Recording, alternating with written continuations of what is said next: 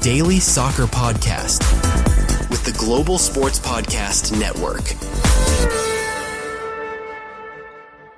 Hello and welcome back to the Daily Southampton, part of the Global Sports Podcast Network. My name is Greg Elliott, and as always today joined by my wonderful friend and magnificent co-host, Zach Finch. How you doing, mate? I'm good, mate. I was a bit unwell Friday, which was less than ideal, but I've kind of bounced back a little bit over the weekend, which has been really nice, and getting prepped for next Saturday.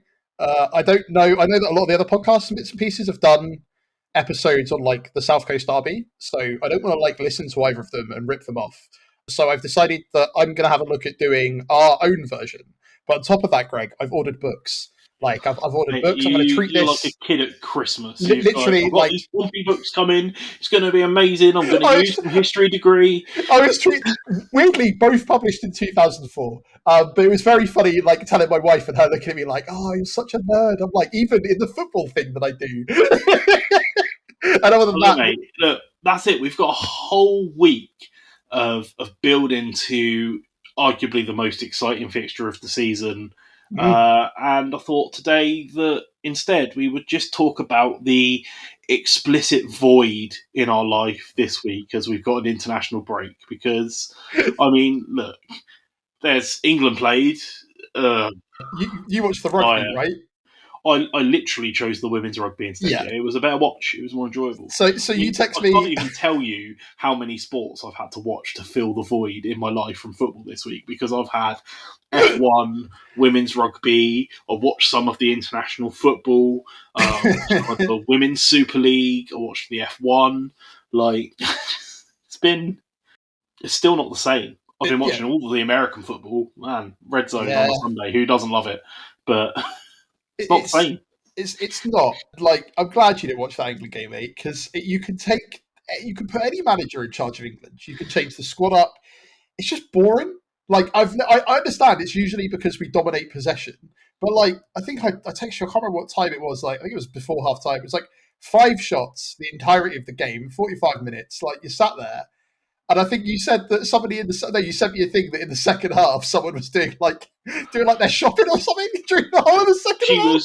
She was genuinely shopping for kettles. That's not even like exciting shopping. That's like the most boring shopping you could think of. And if that doesn't perfectly sum up, I blame Pep Guardiola, mate. It's all his fault. He ruined football.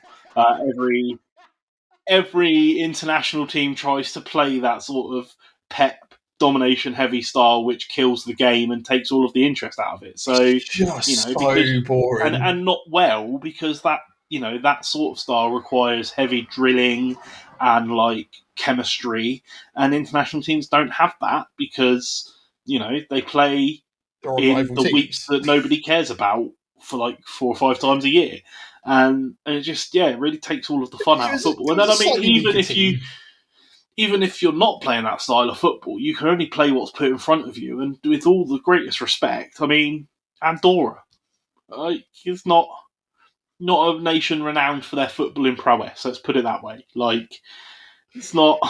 I think that's the headline game that anyone's interested in, is it? Because on top of that, it's not that it's a World Cup. It's a World Cup qualifier, so it's an actual international game that means something. And like, we're going to have a tough group. And like, we've recently lost to Senegal, and Tuchel's the new man in charge. But somehow it's just like you're watching it and you're like, it's fun. It's nice to watch England play. And like, admittedly, a bit of a depleted team. I say, well, theoretically, and I don't know what it is. Like the hope that keeps me going back to watch them and hope to see something exciting. And I think sometimes it's just like the name draw, and you're like, there's some new blood in the team, and this and the other. And then you sit and watch it, and you're like. And I tell you what, mate, it does produce very good nap potential, right? Like my wife was having a nap at the time, and I could feel the second half. And I was thinking about back to one of the games in the Euros last year when we were like waiting to go see Taylor Swift in the hotel, and we'd like been busy and out for the day. And it was probably one of the best naps I've ever had in my life. It's just something. But that's the sad part about it, right? Like the entertainment value of it is kind of quashed. And I know that. We've talked about this with, Southampton before, with like, you look back at what the kind of Puel days where it wasn't the most exciting thing to watch and they literally got rid of him because of that reason. And I don't know. Would you rather lose? like we had the worst of both worlds last year because we had the tick and tack of football, and we would lose like 5-0. Every game, yeah, bad. It's just look, I just have no like. You can call me a fair weather fan if you want, but unless it's tournament international football, it just has zero ability to hold my interest because it just feels meaningless. Because you say we've got a tough qualifying track for the World Cup. I strongly disagree. We've got Serbia in our group, and that's the next really the game, only mate. group. That's kind of it. But that's it, right? Like the rest of our group, Latvia and Andorra, like that. If England don't qualify for the World Cup off of the back of that group, it's a travesty. Like it would be national disgrace. It would right? be getting like, knocked out to Iceland. Oh wait, that never happened, right? Yeah. Oh, hang on. Yeah, but, no, I get you. It just feels so pointless. Like, and it feels like that's half of why the reason the games aren't entertaining because we comment on the motivation of players and take the mick a lot on this podcast of like, oh, if you paid me £50,000 a week, I'd motivate myself to do anything. But also, if you've got to like unsettle yourself and travel away from your normal squad to have the honour of wearing the England shirt and play for England, but to play against Andorra, like I don't know. I think I'd struggle to get myself motivated even on £100,000 a week. Well, I think that's the difference, right? Like the smaller fan bases, like like the San Marino fans and like Wales going over to Kazakhstan and stuff like that. It feels more it's like about the journey than the destination, right? The game is part of a wider fan culture, and like England fans have that too. Don't get me wrong, but yeah, I kind of agree with you that like it is exciting. It's hard to get excited about England v Andorra. But then, arguably, it's hard to get excited about England v Spain because you're worried that Spain are going to beat us. So, I think rock in a hard place, mate. In my opinion. No, I'd rather watch England versus Spain. It doesn't matter if we get beat. At least it's a more competitive, enjoyable fixture. Like it just feels so pointless and a waste of everyone's time. Just as you start building momentum into the season of the proper football that everyone cares about, let's traipse the internationals away to. Well, you can't have it before the start, mate, because now you've got the Club World Cup, and then at some point they've all got to take time off, and then you've got all of their pre-season tours of like Singapore and like other places. So where do you fit all of this football in, mate? This international football everyone clearly cares about. Look, here's a crazy thought, mate. Maybe you don't fit all of that football in. Just throwing that one out there. Maybe there's such a thing as too much. Oh no, that's not okay, mate. That's not okay. You love the Club World Cup. You watched every minute of it, if I remember rightly. I don't think I watched a single minute of it. I genuinely don't. I think I actively avoid it. And so, someone who watches as much sport as humanly possible, I actively avoided every single minute of it. In fact, I think I watched 15 seconds of it, and it was on a Facebook short when Donald Trump awkwardly shuffled his way into the trophy lift. Like, that's it. Like the problem I've got, Greg, is that I know for a fact I watched some of it, but I genuinely can't remember anything I watched. Like I'm saying, like I think I watched PSG play. I wanted to watch it or Reds, but it was at like 1 a.m, so I didn't. And then point and case, right? Yeah, like, you're right. That's how important it is. That like a couple months later, I can't remember what happened. Bin it off. Just do away with all of these nonsense fixtures. Get rid of international breaks. Let's just get back to the real football, please. Yeah. Interesting. That's it. It'll be interesting to see what people's opinions are on that, mate. I'm not going to lie. Damn you, Pep Guardiola, for ruining football for all of us. Well, regardless of your opinions on international football, mate, I want to talk about it when we're back for the break after a couple of WSL results, if you fancy. All right, mate. Yeah. All right, yeah, let's do it. Let's have a break and a message from our partners at Bioniq and then hear what you've got to talk about. Your body is unique, and Global Sports Podcast Network has partnered with Bioniq, the world's most personalised supplements. Bioniq provide 100% tailor-made supplements designed to deliver precisely what your body needs at exactly the right levels to optimise your health. No guessing. So click the link in the show notes. Use the code GSPN2025 for 40% off your first month's subscription. Finally, don't settle for off-the-shelf solutions made for just anybody. Get what's right for you right now. All right, mate, and we are back. Look, let's start with some more exciting football than internationals. Let's talk about the WSL and WSL2 and our opening weekend. I watched a few bits of it, but you've got some interesting results to point out, right? Yeah, so obviously Saints won 4-0 against Ipswich, which was lovely. An attendance of 3,896, which is apparently I think the highest opening attendance ever or something like that. Nice, that's which good which I effort. saw was pretty good. Yeah, no, it was decent, and but the other exciting result when I was flicking through was that the Portsmouth women lost 2-0 to Durham, which I'm trying to rack my head around about Durham as a place, and all I know is it has a university, and that's it. Either way, they beat Portsmouth 2-0. So, what more can you hope going into a South Coast Derby weekend with the women's team making sure they win 4-0 and Portsmouth making sure they lose? So, I Mate, know that, exciting times for the women's team this year. I think they're really pushing on. Looks like they've made quite a lot of yeah, signings. They've got a new captain. I mean, the funny thing is, I think you'll remember that a couple of seasons ago I did a tour of Staplewood with you my did. sister-in-law, and in the middle of that tour, we accidentally crashed the photo shoot of a new Saints signing for the women. And we weren't supposed to know who that was. They were trying to keep us away from her, and they were like, "Oh, maybe just don't tweet that." Was this the same tour where And Nathan Teller showed you where the printer was? yeah, that is Yeah, exactly okay, the same good. tour. Yeah, mate, brilliant. And but that player is our new captain. She was announced captain last week, Nice.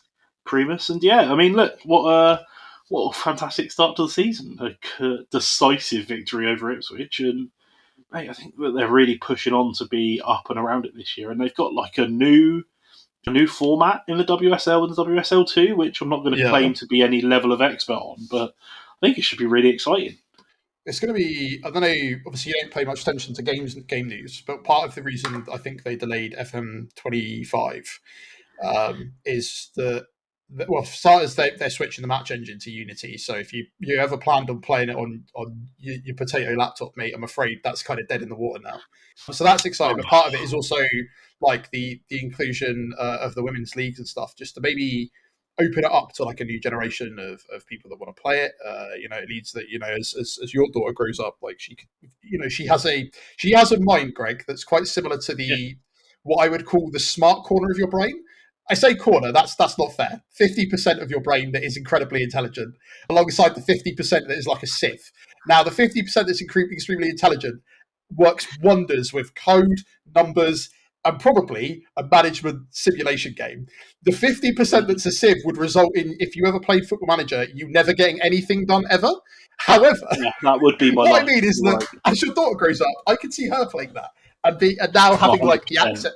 Yeah, so that's Yeah, pretty well, cool. look, big news on that front that this week she's decided she's going to try out for the girls' football team at school. Nice. So there's excitement in the household. She wants to be a goalkeeper in the making. So There you go. a Happy whole new days. fresh kettle of away games for me, I'm sure. So I'm sure that would be fun, mate. But obviously, talked a bit about the WSL and the results that we care about. What we're talking about today. We're like trying to figure out what we're going to do, and we said we'd probably cover into like internationals towards the end of the week. But what Greg didn't say I couldn't do was cover all of the internationals where roundabout Saints are. So not actual current playing Saints, but maybe Saints that have left. So yeah, to like I think be we'll do an episode later in the week on the our 7 players who are out on international duty and catch up on how they've got on. But as always, I've covered the peripherals, which means that I am part of the problem that I complain about with Saints fans being obsessed with old Saints, right? Like, to be clear, I know I'm a bit of a hypocrite when it comes to this, but also, like, we don't have enough international Saints, in my opinion, anymore to be able to talk about it non-stop. So I wanted to cover a couple of games, Greg, and I had a look at the Denmark versus Scotland, and none of our new signings are part of the Danish team. However, former captain Pierre and current captain of the Danish team, Pierre Emil Højbjerg, is played for them. And on top of that, Greg, Albert Grombach also came on for them in the 61st minute. Now, did you get a chance to read his interview about his Saints loan spell? I saw pieces of it. It Yeah. wasn't the most flattering. No, I saw but that. like I kind of get that though, right? Because he came in and then he was kind of I don't know it was sold to him, right, to come into a team in that kind of position that probably was down at that point. Probably thought he would get a lot of game time, didn't, played sporadically, picked up an injury, and then was kind of like in limbo because he was no longer part of his old club fans really at that time. He was in the current club he was at. Basically, even we said we didn't know where he went. I think it was only towards the end of the season we actually found out it was injury, and I think that was due to like Alfie House or like George Julie Reece Julian asking that question because somebody asked it, right? Like everybody else kind of like went, "Oh yeah, we forgot about him," and so I kind of feel bad, and like he kind of had to say like, "Yeah, I had to like." Luckily, I had some people around me to drag me out of that, and like that's where I kind of, I guess the responsibility part of my brain kicks in, where I feel bad about like dragging players, and I'm sat there and I can think of one player directly, Greg, where we've mugged him off constantly, as in Mr. Diaz, who I really hope has a good season at like Derby for everybody's sake. I think that we were pretty clear that it's not necessarily a reflection of him as a player, but it definitely didn't fit or work out here, right? No, you're right. It's not, again, Greg, this is just me maybe worrying too much, but that's the story of my life. But either way, the other thing to note is that Shane McAdams started for Scotland and didn't score. Because some things just never change. That's it, mate. That's, beautiful. So that was fun. And then Croatia beat the Faroe Islands 1-0 with former Saint Gilletta Carr, that famous former Saint Gilletta Carr that's famous for that red card after seeing red and pushing that guy over from the back. I don't even remember who that was. I don't remember what game it was, but that is the legacy that he leads. And now I feel even worse. Kicks the Faroe Islands off a map. It's fine. So that is my one-stop shop. Austria versus Cyprus, where Austria won 1-0. And former Saint Kevin Danso came on for a sub appearance, which is mad because I forget that he's like a starter for Tottenham now, right? Like that is a weird conversation we've never really had about him ever. Like struggled to break into our team, be played ever, occasionally being played out of position, went back after an unsuccessful loan spell, did really well. Talk of us buying him back at one point, now plays for Tottenham. That's a weird career. That's a whole bigger conversation, mate. Is that football's down to chemistry and it's not one. You can't just have decent player fits in and plays well all the time. Like if it was that simple, we'd all have the answers, right? It wouldn't be an enjoyable game. But the fact that some players suit different systems, some players need time to grow, some players need to go through the negative experiences to come out with the positive ones. Some players will never get that positive experience. It's just, is Tottenham really a step up from Saints? That's I mean, it depends if you want to play football, right? Like the fact that it's kind of, again, we've been through this before. I think we talked about the end of the season. The fact that they're going to be playing like European football with where they came is crazy. The fact that they sacked Ange Postecoglou after like Daniel Levy coming out and being like, yeah, it's all down to him and the guys, and then like a week later being like, but you're fired though. And now Daniel Levy leaving.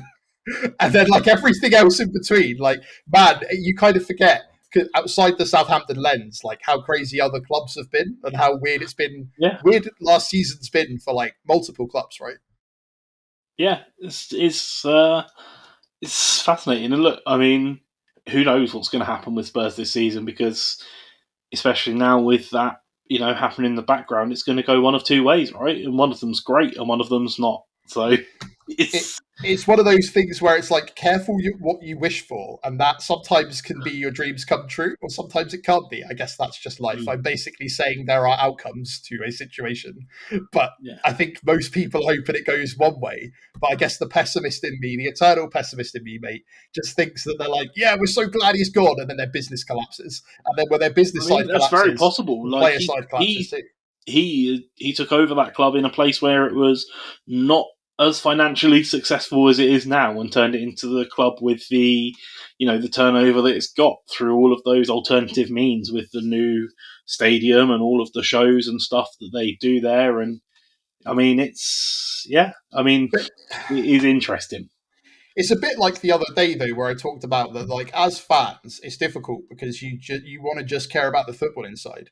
Like, if I wanted to be a business person that sat in front of it, I would just sit with Bloomberg on all day, watching stocks and shares go up, because you can get that excited about that. That's what traders do. But I think it's like, I don't know. As you said before, like I think that the way that modern day football is, you've kind of got to pay attention to both. Because Yeah, if not, all of a certainly. sudden your club could become a Morecambe or a Bury like overnight. It's mad. And it's upsetting, but 100%. it's like that. And it's, it gets less and less likely that without the financial and business success that you get the football success, because you can't play the players. You can't pay the players that you want to sign the wages they want. You can't keep the players. You can't buy those players in. It's Or if you've got the financial success but you don't have the money making ability, like say in Newcastle, it doesn't matter. You're not going to be able to buy the players you want. It's just it's a weird and system. then you could have the financial success and spend the money you want, and then end up like Man United. So it's not there's no clear formula, but one thing's for sure: if you don't make money, you end up going a direction that nobody wants. Well, look, that feels like a nice breaking point first, and have a break and hear a message from our partners at Zencastr. Here at the Global Sports Podcast Network, we spent a lot of time selecting our delivery platform, and Zencastr came out the clear winner. With 4K video recording from your phone and AI editing that automatically removes all those ums and ahs, it's super easy to start a podcast that sounds great and is delivered efficiently. If you're ready to tell your story, check out the link in the show description and learn more about Zencastr. Alright, mate, we are back. I've only got two things two real other points to talk about. Feel free to jump in with your own stuff. I'm sure as you said, you've had a busy weekend. One of the other results that struck my eye was Armenia Portugal. So Portugal won 5-0. Matty Fernandez was not in that team, which again was cited as a reason he wants to try and break into that World Cup team. So I guess he's going to have to do really well at West Ham considering how they're doing. And like again, shades of Ward Prowse, but bear in mind Matty Fernandez is much younger and, in my opinion, has far more. I don't want to be mean, but like has more of a way to break into that team. However, Portugal are also a very, very strong side. But the reason I bring up this specifically is our supposed centre forward that never quite made it through the door, Spurtsian, was also part of that team that lost in Armenia 5-0 to Portugal. And I just kind of like, it's so weird how so much of the drama that's happened over the summer has like, I'm just starting to recognize more and more names, but like, hence the reason I've sat and gone through all these match reports of like various weird international fixtures that, I don't know, a year ago, Greg, I probably wouldn't have read about this stuff. So, and then obviously for some even more exciting football, Greg, that's a lie. Yoshida played in a 1-1 draw with LA Galaxy and Houston Dynamo in the MLS. You love the MLS, right? I don't dislike the MLS. Look, the only thing you've ever said is you want to bring in their old penalty rule, right? Yeah. It's just a result I came across. That's all. Something they still do in the MLS. I'm not entirely sure in what context or at one point is they do goalkeeper battles. Have you ever seen that? No. What's this? Genuinely, they are genuinely insane. I think it's in like their pre-season, in like their version of like the NFL Combine. But basically, they have boxes and the goals are closer to each other, and the aim is 1v1 with the goalie, and they've got to try and get it in the goal versus the other goalie. It's absolutely insane, and it deserves to be a sport in its own right. That's nuts. This has opened up. This is goalie wars. MLS next. This has opened up a whole avenue of me falling into a rabbit hole, mate. I look forward to going down that rabbit hole. Well, now I'm really glad I brought up. I'm so glad I brought up Yoshida just to talk about that. Look, for all of the problems and things that people point out that they don't like that Americans bring to football, they also bring some things that are innovative and fun. And if we want to have old school dribble penalties like you see in the Ballers League or in the old school MLS, or goalie wars at half time for like a bonus point, like, I'm there for that level of stupidity. I love it. Like, bring it on. Who doesn't want to see Gavin Bazunu versus like Asmir Begovic in goalie wars like at half time? Honestly.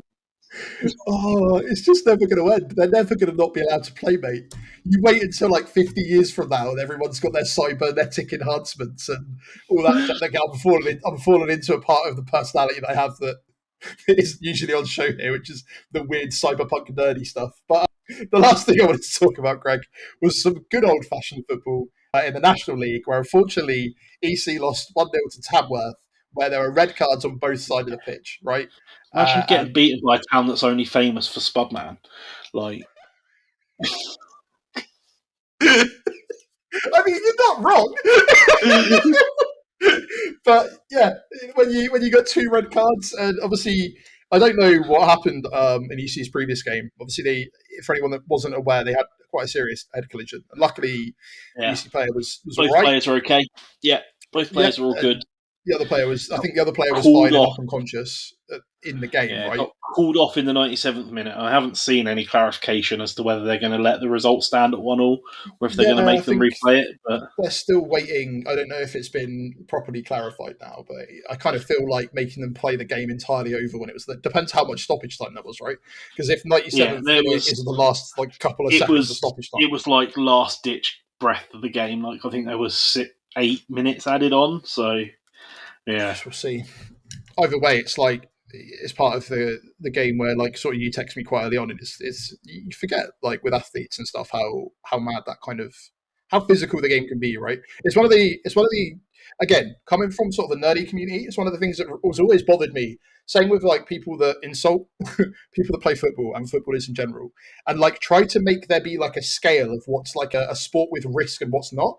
Be like, oh, you know, they're pansies in comparison. It's like rugby players being, oh, they're pansies in comparison to like American footballers, right? Because American footballers have all these armor on and stuff, and you're like, well, completely different game. They get to sprint and this and the other. The same with footballers. Like, arguably, there's barely any protective equipment. You can knock heads like that. You look at the kind of cases in the past with like, the guy at Bath City. That was a really bad one where like the guy went into the concrete concourse and how much of an effect it can have, right?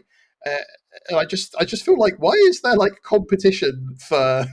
I don't know if that's more of a societal question than a sports podcast, mate. But it is like weird to me that there's like competition. You're like, nah, can we just accept that like, you know, any sort of physical activity like that can be dangerous and always comes with an inherent level of risk. But no one ever really wants to see people get hurt, and unfortunately, it's going to be part and parcel of it. What's really crazy, mate, is that Scunthorpe were the team that Eastwood were playing, and that match got abandoned. And you know, there hasn't been an announcement yet. I just looked, but they also had to abandon their game on Saturday as another one of their players got injured in a different way. They got struck also in the head. I saw that. I didn't get a chance to. I saw they'd been suspended. I didn't get a chance to like look into why. That's crazy to have like 2 games. This is what I mean. Like it's as much as like it's a sport and stuff, it's still dangerous. Like, I don't know really what my point is. I think it's just that I think that anyone who does any level of athletic stuff like that should have a little bit more respect for the, you know, for the fact that these people are prone to being hurt. It is a risk. It is a contact sport, and even without that, we've seen over the years players going down with no contact and, you know, having issues with their heart and God knows what else. So it's the risk they take. Like it's just unfortunately part of sport, and I have all the utmost respect for anyone that goes out and does it, even if they do get paid a silly amount of money to do so. It's still a risk, right? You never know what's going to happen with it if we wouldn't spend all our time talking about it, right? Like that's the thing. If we didn't love sport as much as we do, and again, without the athletes, you don't have it. So, and I always find it weird when people like just seem to want to like be like, well, it's not as hard as blank. I'm like, yeah, you're right. Like, it's also not as hard as being like a deep sea marine diver or like a spaceman. Like, all of those things are. All of those things are infinitely harder. I don't understand. I guess that's just the way that life is. And as you can tell, Greg, I can only apologise for the level of tangents that this episode has gone on, mainly due to me. Mate, it's what we love about these waffle episodes. It's the chill, right? It's the chill before the build-up. It's going to get there. Everyone knows. And that's what we're heading into the rest of this week, right? We've got lots of content planned. We're going to be looking at our squad, and we're going to be building up to the biggest game of the season next weekend. And look, this is the chilled out, waffling episode before all of the sort of harder work comes in. But look, this is all we've got time for today. But when we come back tomorrow, we're going to be back with some proper stuff about the team. And this is the one I'm for excited me for that too, mate. That's it. But look, we appreciate all of you. Always, like without the listeners, we would just be two blokes waffling. But that also doesn't mean that on occasion we are actually have banter as mates. Like, well, look, it is all we've got time for today. Thank you very much, Zach, for joining me. Thank you, everyone, for listening. Like I say, we will be back tomorrow with some more. Until then, let us know what you have done to get yourself through this tough time of the international break and how you've managed to survive with the limited football we've had. Let us know. We're on all the socials. We're on X, we're on Facebook, we're on Blue Sky, we're on TikTok, we're on YouTube, we're on Twitter. That's the same thing as X. We're on all of them. Let us know. Instagram. That's the one you're missing. Yeah, that one too. I definitely know how to use that. And, I'm down with the kids. It's fine. Like I say, we'll be back tomorrow, but until then, have a wonderful day, everyone, and we'll see you then.